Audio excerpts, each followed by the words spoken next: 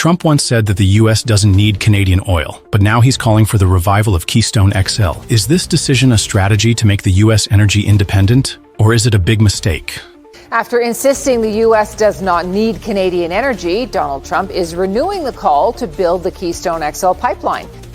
After being re-elected, Donald Trump made a decision that surprised many. He returned to the idea of reviving the Keystone XL project. This is completely contrary to his previous statements, when he had asserted that the U.S. didn't need oil from Canada. But why this change?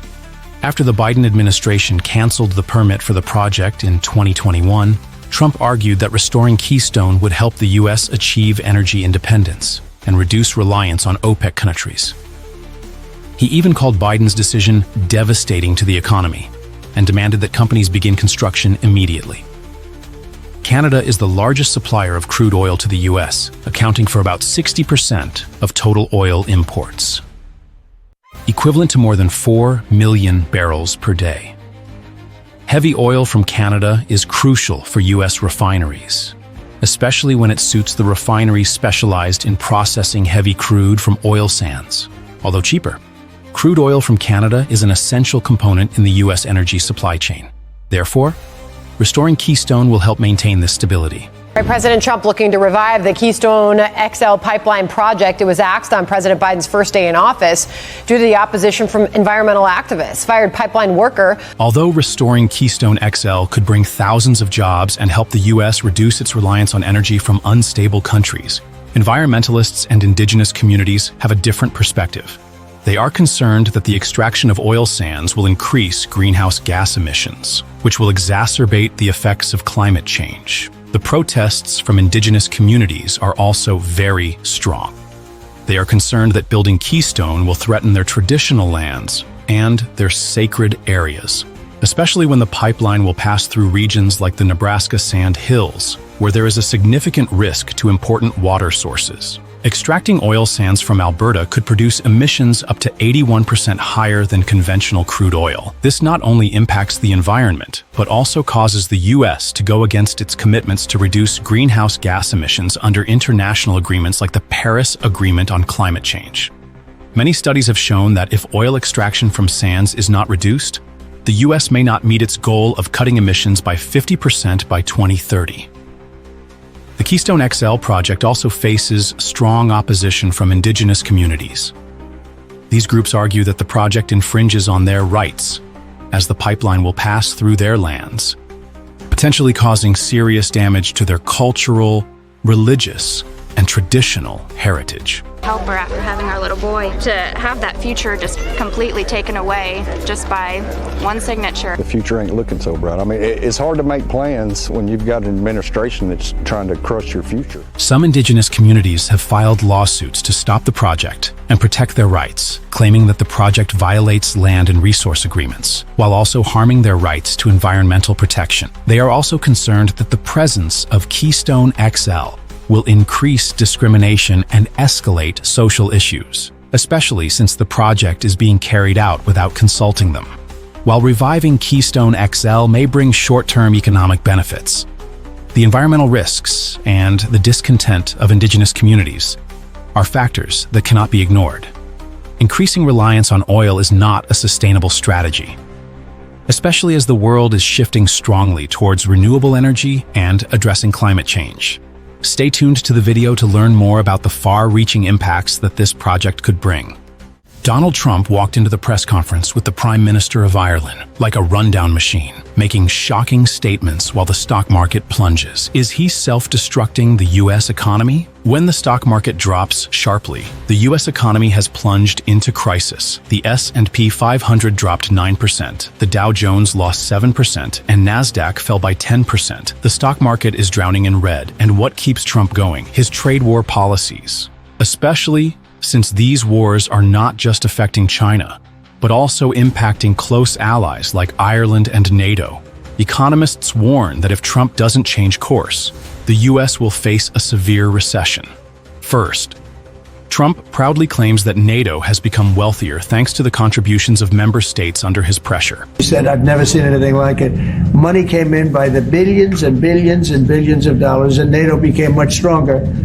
Now, NATO's expended a lot of that money in fighting this horrible war. It's too bad they had to do that. But the important question he refuses to answer is, does the U.S. have a future in NATO? Instead of strengthening this relationship, Trump continues to create tension, isolating the U.S. more than ever. Could this decision lead to irreversible consequences for both the economy and national security? Not stopping at NATO, Trump also criticizes Ireland, accusing the country of exploiting the U.S.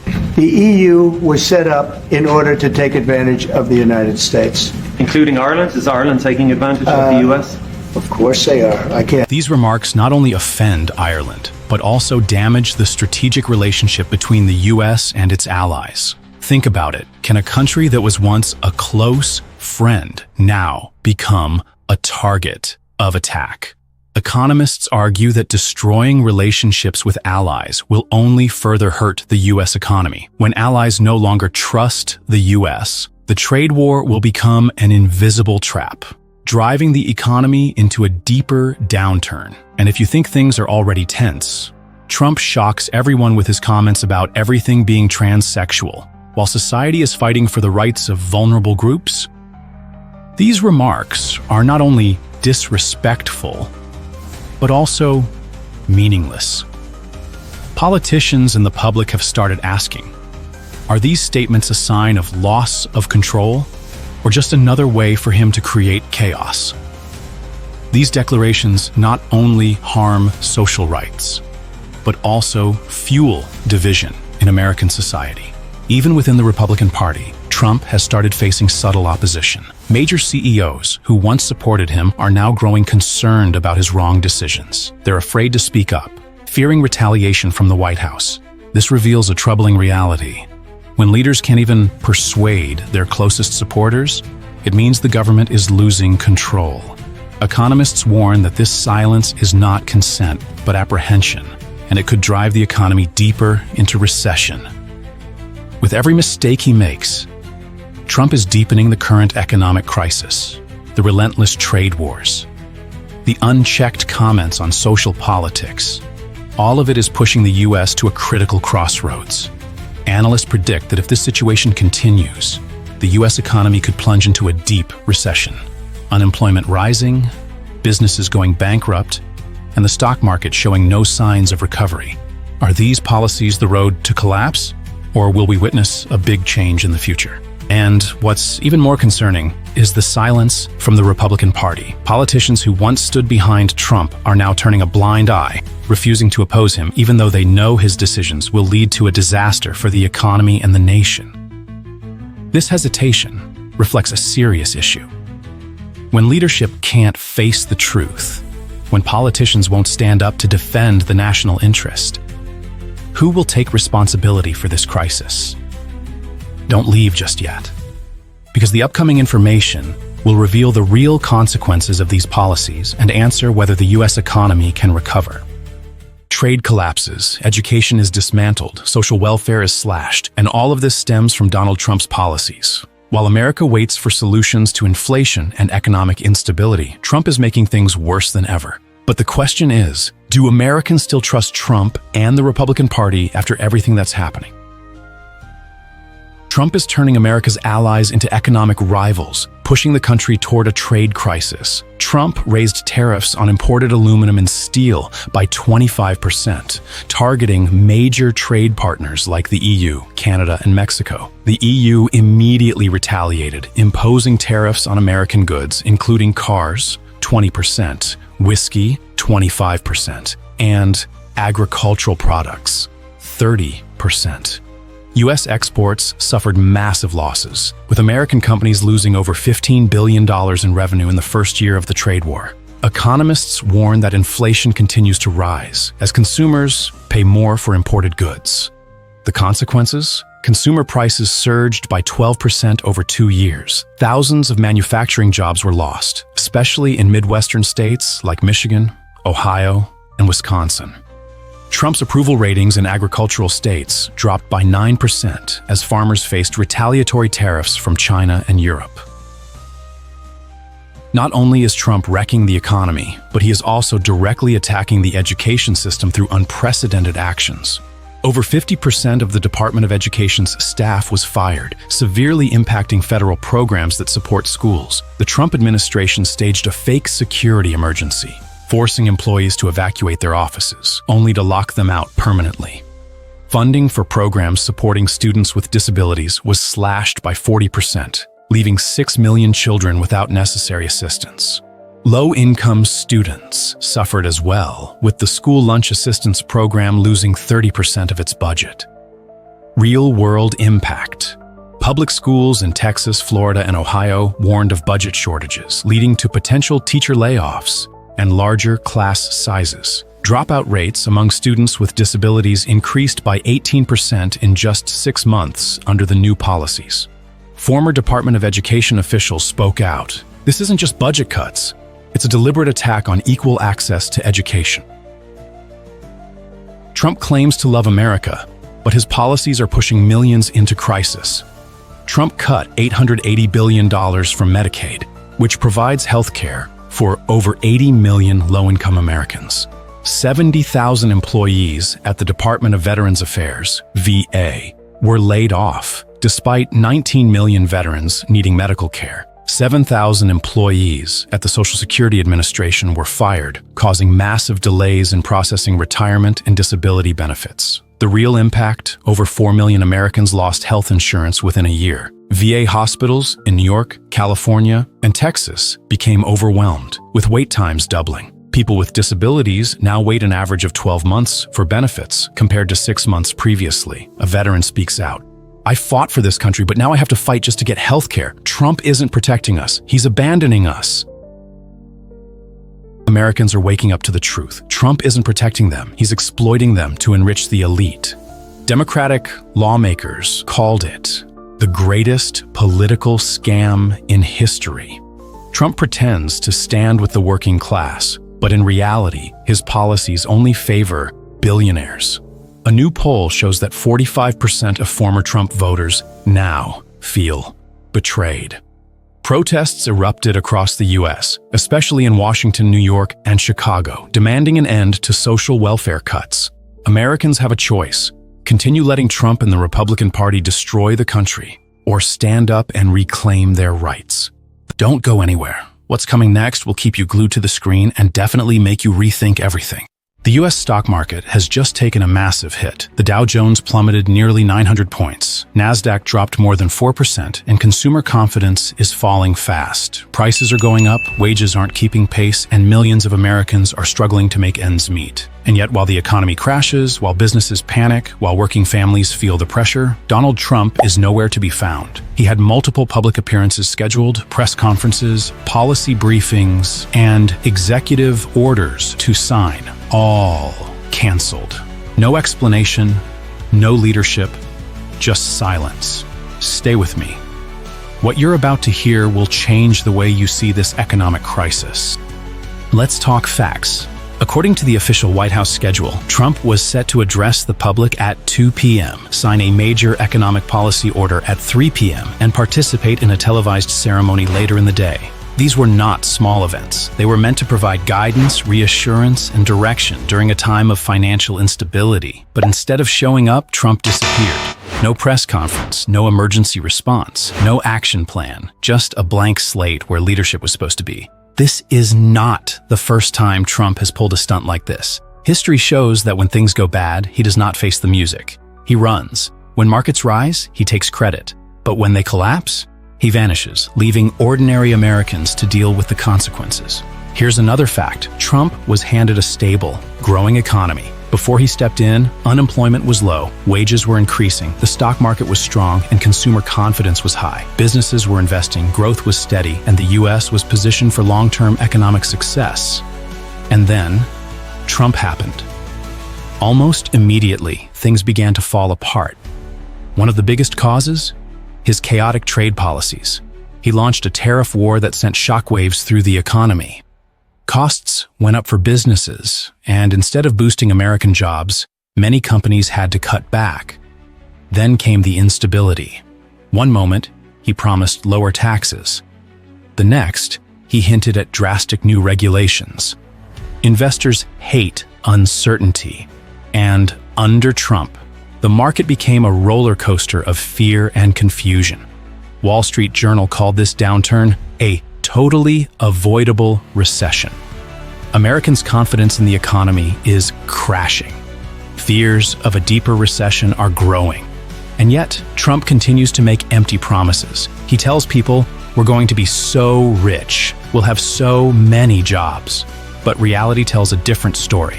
Prices are rising, debt is increasing, the market is collapsing, and the people who suffer the most? Not billionaires, not CEOs, but everyday Americans.